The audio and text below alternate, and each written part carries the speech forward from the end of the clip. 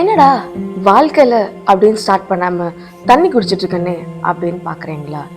வாழ்க்கையில தண்ணியை பிடிக்க முடியுமா? ஏன் அடக்க முடியுமா? ஈவன் ஜெயிக்க தான் முடியுமா? ஆனா அப்பேற்பட்ட தண்ணி தான் நம்ம வாழ்க்கைய வாழ்றதுக்கே ரொம்ப முக்கியமான ஒரு பொருளா இருக்கு. 70% ஆஃப் த எர்த் வாட்டரால தான் சரவுண்ட் ஆயிருக்கு. ஏன் ஈவன் பல சித்தர்கள் பிரபஞ்சத்தின் சக்தி நீருக்குள் அடியில் அப்படின்னு பல ஓலைச்சோடியில மென்ஷனும் பண்ணியிருக்காங்க. ஈவன் நிறைய மெடிடேஷனும் வாட்டருக்குள்ள பல மணி நேரமும் சித்தர்கள் பண்ணியிருக்கிறாங்க.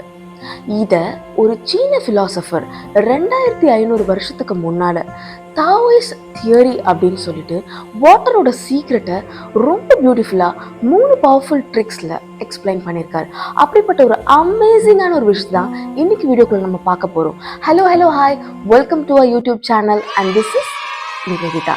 நம்ம சேனலை சப்ஸ்கிரைப் பண்ணாதவங்க மறக்காம சப்ஸ்கிரைப் பண்ணிக்கோங்க. அப்போதான் நான் உங்களுக்காக போடுற வீடியோ உங்களுக்கு வந்து சேரும். அண்ட் நம்ம சேனலை பற்றி தெரியாதவங்களுக்கு ஒரு சின்ன நட்சல்ல சொல்கிறேன். நம்ம சேனலில் போடுற ஒவ்வொரு வீடியோவும் உங்களுக்கு மோட்டிவேஷ்னலாக மட்டும் இல்லாமல் லைஃபையே சேஞ்ச் பண்ணுற மொமெண்ட்டாக கூட மாறலாம். வாங்க ஸ்டோரிக்குள்ளே போகலாம். லாவ் ட்சோ அப்படிங்கிற ஒரு சீன ஃபிலாசபர் 2500 வருஷத்துக்கு முன்னாடி வாழ்ந்து வந்துட்டு இருந்தார். இவர் 6வது BCE, அதாவது பிஃபோர் கிறிஸ்ட் பீரியட்ல வாழ்ந்து வந்ததா சொல்லப்படுது.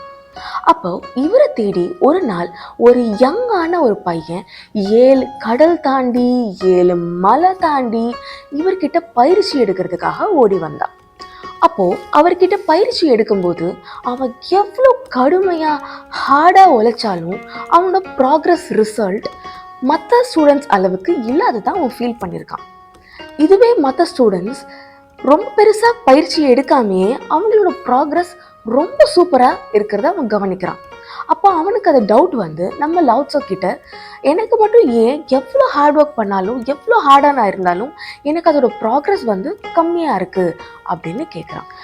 இப்போ நம்ம லாவ் ட்சோ அந்த சின்ன பையனை ஒரு நதி கிட்ட கூட்டிட்டு போறாரு.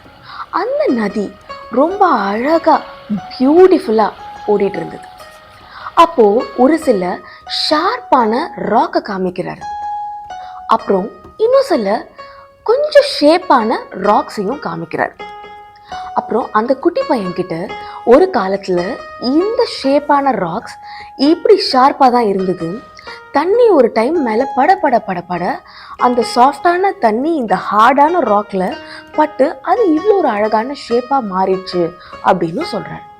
இந்த குட்டி பையனுக்கு அதால நம்ப முடியல, ஆனா கண்ணில் பார்த்ததையும் மறுக்க முடியல. இப்போ அந்த பையன்கிட்ட நம்ம லாவ் ட்சோ இந்த ஹார்டான ராக் பெருசா இல்ல இந்த சாஃப்டான வாட்டர் பெருசா அப்படின்னு கேட்குறாரு. இந்த சின்ன பையனுக்கும் என்னடா சொல்றது அப்படின்னு சொல்லிட்டு ஷாக்ல நின்றுருக்கான். அப்போதான் நம்ம லாவ் ட்சோ 3 பிரின்சிபல்ஸ் 3 சீக்ரெட்டை அந்த பையன்கிட்ட சொல்லி கொடுக்குறாரு. இந்த 3 பவர்ஃபுல்லான ட்ரிக்ஸ்ல ஃபர்ஸ்ட் ஒன் தான் ஃப்ளெக்சிபிலிட்டி. ஃப்ளெக்சிபிலிட்டினா நமக்கு நல்லாவே தெரியும்.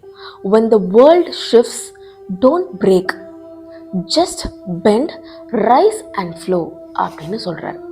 எக்ஸாம்பிள், ஒரு வாட்டரை நம்ம ஒரு கண்டெய்னரில் போடுறோம்னு வைங்க.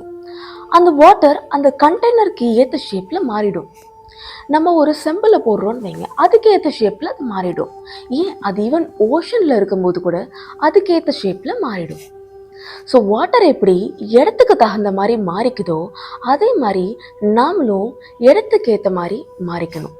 வாழ்க்கை மாறும்போது நாமளும் மாறிக்கணும்.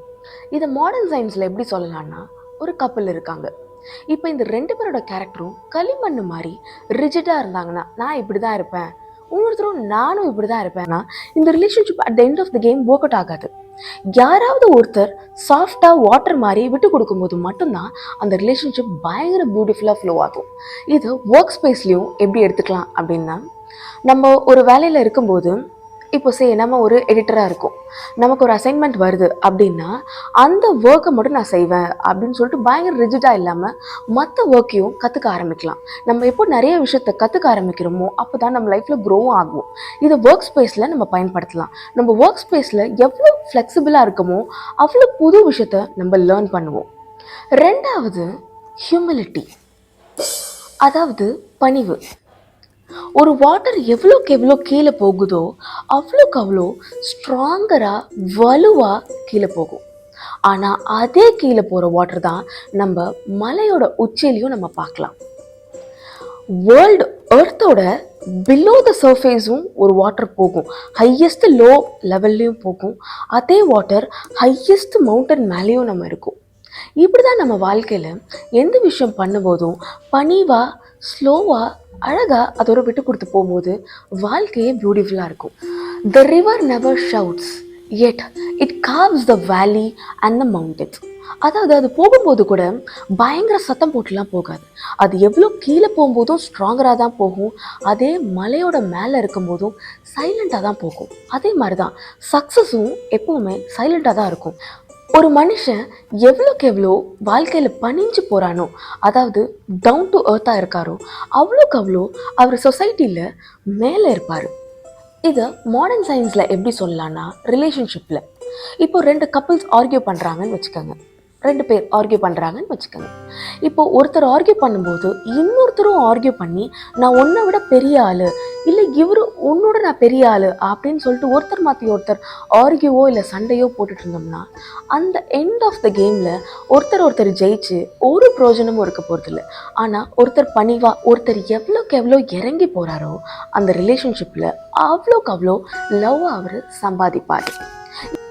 இதை ஒர்க் ஸ்பேஸில் எப்படி பார்க்கலாம் அப்படின்னா, இப்போது நமக்கு ஒரு பெரிய பதவி வாழ்க்கையில் கிடைக்குது. நம்ம டவுன் டு எர்த்தாக இருக்கும்போது நமக்கு பதவிகள் உயரும். அப்படி நமக்கு உயரும்போது நமக்கு ஒரு ஹெட் வெயிட்டாக இல்லாமல் நம்மளும் இறங்கி நம்ம எங்கேருந்து வந்தோம், எந்த இடத்துல இருந்து வந்தோம் அப்படிங்கிறத நினைக்கணும். ஒவ்வொரு சக்ஸஸ் போதும் நம்ம எந்த இடத்துலேருந்து இந்த ஜேர்னியை ஸ்டார்ட் பண்ணோம் அப்படிங்கிறத பழசை மட்டும் மறக்கவே கூடாது. உண்மையான சக்ஸஸ் பணிவாக இருக்கவங்கள்ட்ட மட்டும்தான் இருக்கும். ஸோ வாழ்க்கையில் எவ்வளோ அளவு நம்ம ஹை ஆகுறோமோ அவ்வளோக்கு அளவு பணிவாக இறங்கி போகிறதுல நம்ம கேரக்டரை அவ்வளோக்கு அவ்வளோ உயர்த்தும். 3வது பர்சிஸ்டன்ஸ், அதாவது கண்டினியூஸான தொடர்ச்சி அப்படின்னு சொல்லலாம். ஒரு நதி கடலில் சேர்றதுக்கு முன்னாடி பல ஹேர்டில்ஸை சந்திக்கும், பல தடுங்களை தைரியமாக சந்தித்து அதோட இலக்கை மட்டும் ரொம்ப கேர்ஃபுல்லாக ஃபோக்கஸ் பண்ணி கடைசியில் அதை அடைஞ்சிரும். அதே மாதிரி தான் நம்ம வாழ்க்கையிலையும் எவ்வளோ ஹேர்டில்ஸ் வந்தாலும் நம்ம அந்த ஹேர்டில்ஸை தாண்டி நம்ம இலக்கு என்ன அப்படிங்கிறதுல மட்டும் நம்ம குறியாக இருந்தோம்னா நம்ம இலக்கை ரொம்ப ஈஸியாக அடைஞ்சிடலாம். ஒரே நாளில் அடையலைனாலும் கண்டிப்பாக நிச்சயமாக அடைய வேண்டிய நேரத்தில் கண்டிப்பாக அடைஞ்சிடலாம். இதுதான் ஒரே நாளில் ஒபாமாக முடியாது அப்படின்னு சொல்லுவாங்க. பட் முயற்சி பண்ணால் கண்டிப்பாக அதுக்கான நேரத்துக்குள்ளே நம்ம அழகாக அடைஞ்சிடலாம். இப்போ இதை மாடர்ன் சயின்ஸில் எப்படி சொல்லலாம் அப்படின்னா, ரிலேஷன்ஷிப்பில் நம்ம சோஷியல் மீடியாவில் பார்க்குற கப்புள்ஸ் எல்லாம் 100% எல்லாரும் உண்மையாக தான் சிரிக்கிறாங்கன்னு நம்மளால் நிச்சயமாக சொல்ல முடியாது. ஆனால் ஒரு உண்மையான பெஸ்ட் கப்புள்ஸாக இருக்கிறவங்க நிச்சயமாக பல ஹேர்டில்ஸை தாண்டி தான் ஒரு பெஸ்ட் ரிலேஷன்ஷிப்குள்ளே இருப்பாங்க. சின்ன சின்ன சண்டைக்கெல்லாம் நம்ம விட்டுட்டு போகக்கூடாது. ஒரு ரிலேஷன்ஷிப் எவ்வளோக்கு எவ்வளோ டாக்ஸிக்காக இருக்கோ, இல்லை ரெஸ்பெக்ட் உங்களுக்கு அங்கே கிடைக்கலையா, கண்டிப்பாக அந்த ரிலேஷன்ஷிப்பில் நீங்கள் இருக்க வேண்டாம். ஆனால் சின்ன சின்ன மிஸ் அண்டர்ஸ்டாண்டிங், சின்ன சின்ன சண்டைகள் தான் ஒரு பெரிய உறவுக்கான ஒரு படிக்கட்டாக இருக்கும். ஸோ சின்ன சின்ன சண்டைகள் போடும்போது தான் ஒரு ஸ்ட்ராங்கான ரிலேஷன்ஷிப்பும் நமக்கு பில்ட் ஆகும். ஸோ ரிலேஷன்ஷிப்பில் நமக்கு எவ்வளோக்கு எவ்வளோ ஹேர்டில்ஸ் வருதோ அதை நம்ம அழகாக தாண்டி போனோம்னா ஒரு பியூட்டிஃபுல்லான ரிலேஷன்ஷிப்பை நம்ம பார்க்கலாம். இதை ஒர்க் ஸ்பேஸில் எப்படி சொல்லலாம் அப்படின்னா, நமக்கு வாழ்க்கையில் நிச்சயமாக பிரச்சனை கொடுக்கறது இந்த ஒர்க் ஸ்பேஸில் மட்டும்தான். நம்ம ஒரு வேலை செய்யும்போது கண்டிப்பாக அதுக்கு 1000 தடங்கள் நமக்கு டெய்லி வரும். உதாரணத்துக்கு நம்ம ஒரு வேலை செய்கிற இடத்துல நமக்கு தடங்கள் வந்துச்சுன்னா அந்த தடங்களில் நம்ம பெருசாக எடுத்துக்காமல் அந்த தடங்கள் கொஞ்சம் ஸ்டெப்பாக எடுத்து மேலே போனோம்னா நம்ம அந்த ஒர்க் லைஃப்லேயுமே பெட்டர் ஆகிடலாம். எனக்கு அந்த மாதிரி பர்சனலாக ஒரு அனுபவம் இருக்குது. நான் ஒரு மீடியா சேனலில் ஒர்க் பண்ணிகிட்டு இருந்தபோது நாங்கள் ஒவ்வொரு நாள் மார்னிங்கும் அன்னைக்கு போன இதை எடிட் பண்ணி ஒரு ஃபைலாக சேவ் பண்ணி வைப்போம். அப்படி ஒரு நாள் நான் அதை சேவ் பண்ணி வச்சேன். என் கூட ஒர்க் பண்ணி இந்த மேம் அதை டெலிட் பண்ணிட்டு போயிட்டாங்க. ஸோ எனக்குமே நானும் ரொம்ப நேரம் அதை தேடிட்டு இருக்கேன், எங்கே போச்சு என்னோடய ஃபைல் காணும் அப்படின்னு சொல்லிட்டு. ஈவன் கிட்டத்தட்ட 1 மணி நேரம் நான் சஃபர் ஆகிறது அவங்க கண்ணால் தான் பார்க்குறேன். பட் இருந்தாலும் ஒரு வாரத்தை கூட நான் டெலிட் பண்ணிட்டேன் அப்படின்னு சொல்லாமல் என்னை இன்னும் நான் தேட வச்சாங்க. அப்போது நான் ரீசைக்கிள் பின்னில் போய் கேஷுவலாக செக் பண்ணி பார்க்கும்போது தான் ஒரு 10 minutes ago அந்த ஃபைல் டெலிட் ஆயிருக்கு அப்படின்னு இருந்தது. ஸோ அந்த மாதிரி நம்ம ஒர்க் ஸ்பேஸில் நிச்சயமாக நமக்கு தடைகள் கொடுக்கறதுக்கு நம்ம கூட இருக்கிறவங்களே இருப்பாங்க. பட் அதை நம்ம பெருசாக எடுத்துக்காமல் ஓகே பீப்புள்ஸ் இப்படி தான் அப்படின்னு சொல்லிட்டு இக்னோர் பண்ணிவிட்டு நம்ம ஹேர்டில்ஸ் எல்லாத்தையும் மோஸ்ட்டாக ஒரு பெரிய ஹேர்டில்ஸாக எடுத்துக்காமல் போனோம்னா நிச்சயமாக நம்ம ஒரு சக்ஸஸ்ஃபுல் பர்சனாக மாறலாம். இதுக்கு முன்னாடி நீங்கள் தண்ணியை எப்படி பார்த்துருப்பீங்கன்னு எனக்கு தெரியல. பட் நிச்சயமாக இந்த வீடியோ பார்த்ததுக்கப்புறமா நான் சொன்ன அந்த 3 பிரின்சிபல்ஸ் உங்களுக்கு கண்டிப்பாக ஞாபகம் வரும்னு நினைக்கிறேன். இதை ஞாபகம் வர்றது மட்டும் இல்லாமல் உங்கள் லைஃப்பில் நீங்கள் அப்ளை பண்ணி கண்டிப்பாக உங்களுக்கு ஏதாவது சேஞ்சஸ் இருந்ததுன்னா கண்டிப்பாக கமெண்ட்லேயோ இல்லை எனக்கு மெசேஜ்லேயோ சொல்லுங்கள். நான் ரொம்ப சந்தோஷமாக இருப்பேன். மீண்டும் வேறொரு காணொலியில் நம்ம சந்திக்கலாம். Until then, it's bye from Nivedita. மறக்காமல் இந்த வீடியோ உங்கள் ஃப்ரெண்ட்ஸ் அண்ட் ஃபேமிலிக்கு ஷேர் பண்ணுங்கள். கண்டிப்பாக யாரோ ஒருத்தருக்கு இது யூஸ்ஃபுல்லாக இருக்கும்.